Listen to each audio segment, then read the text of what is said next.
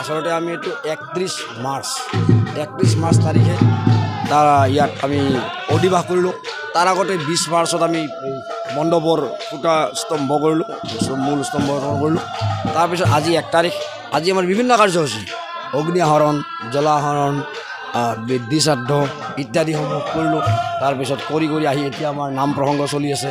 কাইলৈ আমাৰ আকৰ্ষণীয় কিছু কাৰ্যসূচী আছে, সেইটো হ'ল পূৰ্ণাহুতি। এই পূৰ্ণাহুতিটো এনেকুৱা ধৰণৰ আজি যিমান বছৰ যজ্ঞটো পুৰণা হৈ যাই আছে সিমানেই এই দিনটোত এটা আকৰ্ষণীয় দিন বুলি আমি ক'ব পৰা হৈছোঁ। কাৰণ ইয়াত হাজাৰ মানুহ উপস্থিত হয়।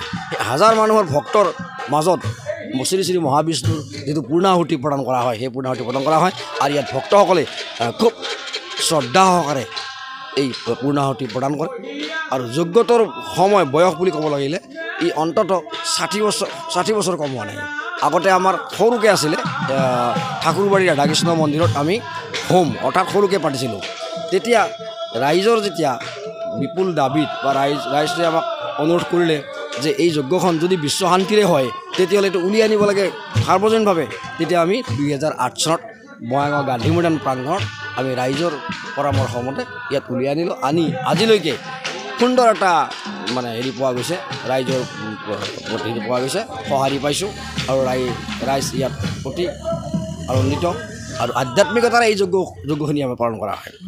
আৰু অহাকালি কি অনুষ্ঠান আছে? অহাকালি পূৰ্ণাহুতি বুলি ক'লে ন? পূৰ্ণাহুতি অহাকালি মূলতে পূৰ্ণাহুতি, সন্ধিয়া সত্যনাৰায়ণ পূজা হয় আৰু নিৰ্মালী হ'ব, ভস্ম প্ৰদান হ'ব, এনেকুৱা কাৰ্যসূচী আছে।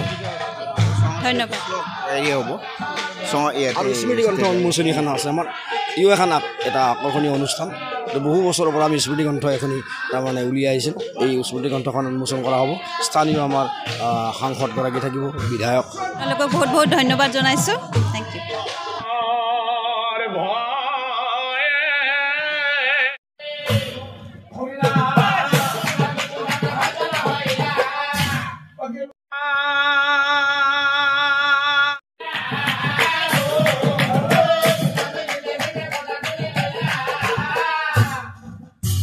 Good job.